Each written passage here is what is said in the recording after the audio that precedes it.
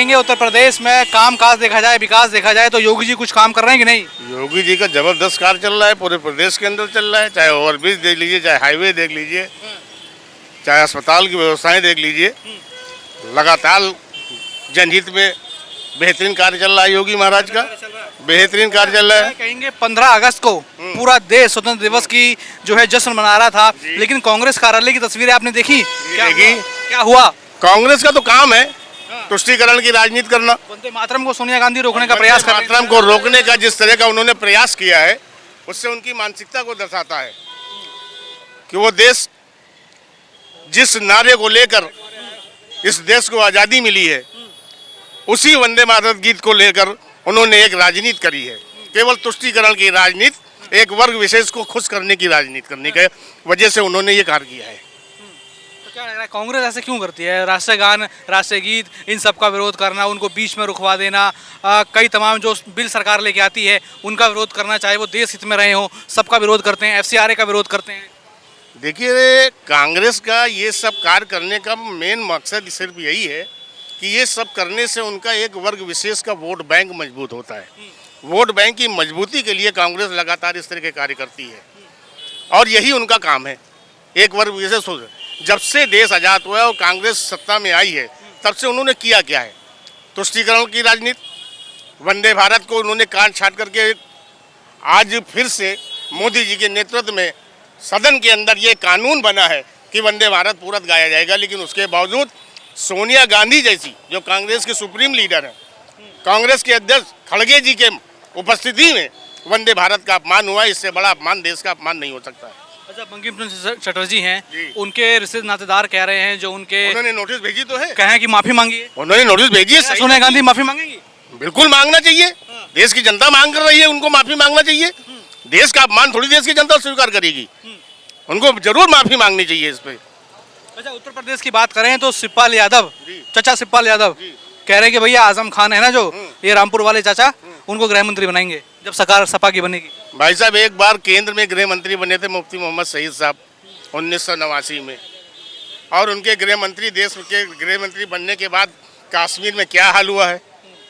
अब यूपी में भी अगर आजम खान जैसे आदमी को गृह मंत्री बनाएंगे तो भी उत्तर प्रदेश में भी कुछ इसी तरह की व्यवस्था करने की शायद उनका विचार होगा, क्योंकि तुष्टीकरण की राजनीति तो देखी है उन्होंने। ये तो सिर्फ मुसलमानों को खुश करने के लिए, एक वर्ग विशेष को खुश करने के लिए, चाहे वो समाजवादी पार्टी हो, चाहे वो कांग्रेस हो, इस तरह के बयानबाजी देकर वो अपना वोट बैंक साधने की कोशिश कर रहे हैं। यही उनका सिर्फ काम है। तो 27 में क्या लग रहा है, कौन बाजी मार जाएगा? 27 में बाबा का डंका बजेगा, फिर से तीसरी बार फुल बहुमत में आएगी और 2017 से बढ़ के बहुमत आएगी। क्या नाम भाई साहब आपका? सुधीर मिश्रा। सुधीर जी, मिश्रा जी क्या कहेंगे? पहले तो मिश्रा जी हैं आप, ये मैं पूछना चाहूँगा, अभी अखिलेश यादव कह रहे हैं पीडीए में जो पीडी है पंडित का शॉर्ट फॉर्म है, और कह रहे हैं कि पंडितों के सम्मान में अखिलेश भैया मैदान में। बहुत बढ़िया काम है और मुझे लगता है कि बहुत ही अच्छे तरीके से, सुनियोजित तरीके से कार्य हो रहा है। और जो भी दहशतगर्दी थी, गुंडागर्दी थी, जो लड़कियों से छेड़छाड़ थी, जो आज की डेट में आप 3 बजे रात में भी जाइए तो अपने आप को सुरक्षित महसूस करते हैं, वो इस सरकार की वजह से हो पाया। क्या लग रहा है 27 में सपा की भाजपा? इसमें कोई संदेह नहीं है, भाजपा ही आनी है और अनंत काल तक आनी है, क्योंकि जब तक अन्य पार्टियां अपने एजेंडे में सुरक्षा को, अपने एजेंडे में भ्रष्टाचार को और इन सब मुद्दों को नहीं लेके आएंगे, क्योंकि देखिए इनका सिर्फ एक काम है, सनातन का विरोध, मेरे प्रभु राम का विरोध। और जब तक वो इस बात को समझेंगे नहीं कि आप किसी एक विशेष मुद्दे पे विरोध हो सकता है, लेकिन सनातन के मुद्दे पर, राम के मुद्दे पे विरोध नहीं करेंगे जब तक वो इन सब चीज़ों को नहीं छोड़ेंगे, तब तक वो कभी जीवन में कभी सरकार में नहीं आ पाएंगे। अच्छा, मैंने देखा कि स्वतंत्रता दिवस के मौके पर सभी देशवासी हर्षोल्लास से स्वतंत्रता दिवस मना रहे थे, लेकिन कांग्रेस कार्यालय से तस्वीरें ये सामने आई कि जब पूरा वंदे मातरम का गायन हो रहा था कि सोनिया गांधी उसको रोकने की कोशिश कर रही थी, वहाँ खड़गे भी मौजूद थे, राहुल गांधी भी मौजूद थे। क्या लगता है, ये क्या मानसिकता दर्शाता है? क्या वंदे मातरम का विरोध दिखाता है? देखिए, मैं एक चीज़ कहूँगा कि जब आपके डीएनए में गड़बड़ होगी ना, तो आप चाह के भी देशभक्ति, राष्ट्रभक्ति और देश प्रेम नहीं ला पाएंगे। तो बहुत सीधी सी बात है, देशभक्ति के लिए, देश प्रेम के लिए डीएनए का होना बहुत सही ज़रूरी है। और कहते हैं ना कि संगत का बहुत बड़ा असर होता है। खड़गे जी की जहाँ तक बात रही तो वही आदमी जब तक दूसरी पार्टी में है तब तक देश विरोधी बातें करता है, और जैसे ही वो भाजपा में आता है वो देशभक्त हो जाता है। तो ये बहुत कुछ डिपेंड करता है संगत पे भी। तो संगत का असर है। जब उधर यहाँ के मुसलमान होकर भी भारत माता की जय लगाते हैं और यहाँ के हिंदू उधर कांग्रेस तरफ सपा की तरफ होने के बाद भी देश तेरे टुकड़े होंगे इंशाअल्लाह के नारे लगाते हैं। क्या देखते हैं, सपा नेता शिवपाल यादव कहते हैं आजम खान से मिलने जाते हैं जेल में, उसके बाद बाहर आते हैं, कहते हैं कि आजम खान को गृह मंत्री बनाया जाएगा जब सपा की सरकार बनेगी। देखिए, मैं एक चीज़ कहना चाहूँगा कि भविष्य पे सिर्फ ये कह देना कि ये करूँगा वो करूँगा, ये तो अब एक बहुत ही कॉमन की चीज़ है। लेकिन बस इतना कहूँगा मैं कि अगर देश हित में, राष्ट्र हित में, महिलाओं के हित में अगर हमको देखना है कि आगे बढ़े, देश तरक्की करे, तो भाजपा को लाना बहुत आवश्यक है। जो हम देख रहे हैं 2027 का, इधर ये 2027 का जो ये चुनाव है, इसको किस तरीके से आप लोग देखते हैं? 2027 का चुनाव योगी जी जीत रहे हैं। हाँ, जीत रहे हैं। लग रहा है ऐसी क्या बड़ी वजह है कि जीत रहे हैं? सर, उन्होंने क्या, आप एक सेक्टर बता दीजिए जिसमें उन्होंने काम न किया हो। इंफ्रास्ट्रक्चर की बात देख लीजिए, डेवलपमेंट देख लीजिए, नौकरी की बात देख लीजिए, और सबसे बड़ी बात महिलाओं की सुरक्षा की बात देख लीजिए।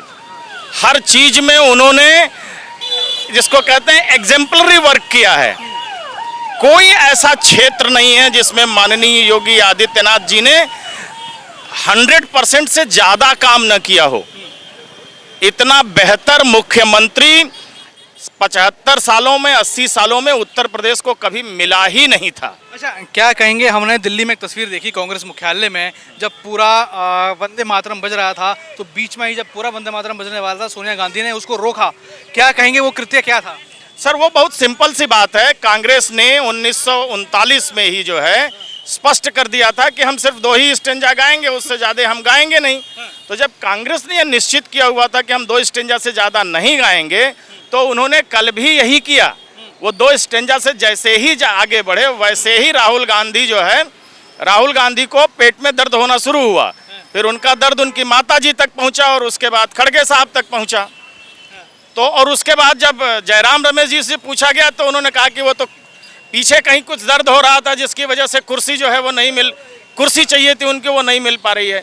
जयराम रमेश जी बहुत सही कहे उन्होंने कि राहुल गांधी को कुर्सी चाहिए जो नहीं मिल रही है, और उसके लिए वो जो भी गलत सलत करना होगा वो करेंगे। अच्छा, राहुल गांधी तो कहते हैं कि बाकी जो सब लोग हैं जो बीजेपी को सपोर्ट करते हैं वो अंधभक्त हैं, देशभक्त तो कांग्रेस है। सर, वो कांग्रेस का समस्या क्या है ना कि जब कांग्रेस जो है इस देश की स्वतंत्रता की लड़ाई लड़ रही थी, तो कांग्रेस को जैसे दुश्मन से लड़ने के लिए आदमी को एकजुट होना पड़ता है, तो हिंदुस्तान में जितने संगठन थे उन सभी संगठनों ने कांग्रेस के साथ कंधा से कंधा मिला के साथ दिया।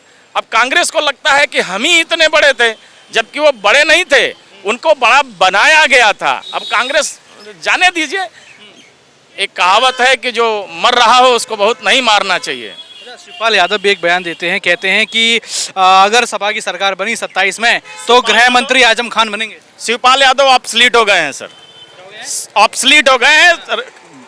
उत्तर प्रदेश की राजनीति में पिछले 3 साल देख लीजिए और शिवपाल यादव की बाइट्स देख लीजिए। शिवपाल यादव अब राजनीति में वैसे ही हैं जैसे भाजपा में कभी गोविंदाचार्य हुआ करते थे। देखिए, योगी जी का तो कोई मुकाबला नहीं है काम के पर्पज़ से। अगर आप देखेंगे तो जितना डेवलपमेंट और नारी सुरक्षा को लेकर के और अनुशासन को देखेंगे तो शायद ही किसी और पार्टी में आपको देखने को मिलेगा। और एक थोड़ा सा डर का माहौल भी होता है अपराधियों में कि कम से कम योगी जी हैं तो सब कुछ सुरक्षित है। अच्छा, क्या लग रहा है, हमने कांग्रेस मुख्यालय से विजुअल देखे 15 अगस्त के दिन जो स्वतंत्रता दिवस था, वंदे मातरम का जो है गान हो रहा था, तो सोनिया गांधी बीच में उसको रुकवा रही थी, तो क्या लग रहा है जनता गुस्से में है? आप क्या मानते हैं वो कैसे करते था? क्या राष्ट्र देखिए, जो उन्होंने जो सोशल मीडिया पे आ रहा है कि उनके द्वारा जो वहाँ पे रोकने की बात हो रही थी कि किस पर्पज़ से हो रहा था, उसे क्वेश्चन मार्क तो लगा है कि किस वजह से वो रोक रही थी, और जनता भी जानना चाह रही है। इस तरफ से अभी कोई आधिकारिक बयान कांग्रेस की तरफ से नहीं आया कि वो आखिर में वहाँ चल के आ रहा था। नॉर्मल आदमी यही जानेगा कि इसको बंद कराने के लिए ही बोला जा रहा था, मगर उसका खंडन अभी तक कांग्रेस की तरफ से नहीं आया है। तो क्या मानसिकता दर्शाता है, क्या लगता है? मानसिकता तो नॉर्मल सी स्पष्ट है कि आप इस तरह से अगर वंदे मातरम गान चल रहा है तो बीच में वैसे हिलना डुलना ही मना है। आप भी और जो भी भारत का नागरिक को जानता है कि उसको सीधे खड़ा रहना है, और उस बीच में अव्यवस्था होना, दोनों तरफ आदमियों से बातें करना, लोगों का आना जाना, तो वो एक तरीके से गलत संदेश देता है। अच्छा, क्या लग रहा है? शिवपाल यादव सपा नेता कहते हैं कि जब सपा की सरकार बनेगी तो आजम खान को गृह मंत्री बनाया जाएगा। आप जानती हैं आजम खान के बारे में, आजम खान का इतिहास क्या है? अभी तो उनका देख ही रहे हैं कि पूरे परिवार का काफिला किस प्रकार से चल रहा है। अभी अतीक अहमद के बेटे का काफिला आप लोग देख रहे हैं कि किस प्रकार से अव्यवस्था थी। तो अभी उनके शासन में आने के बाद किस प्रकार की और अव्यवस्था फैलेगी, वो तो समाज अपने आप ही भविष्यवाणी कर दे रहा है कि आगे क्या होगा।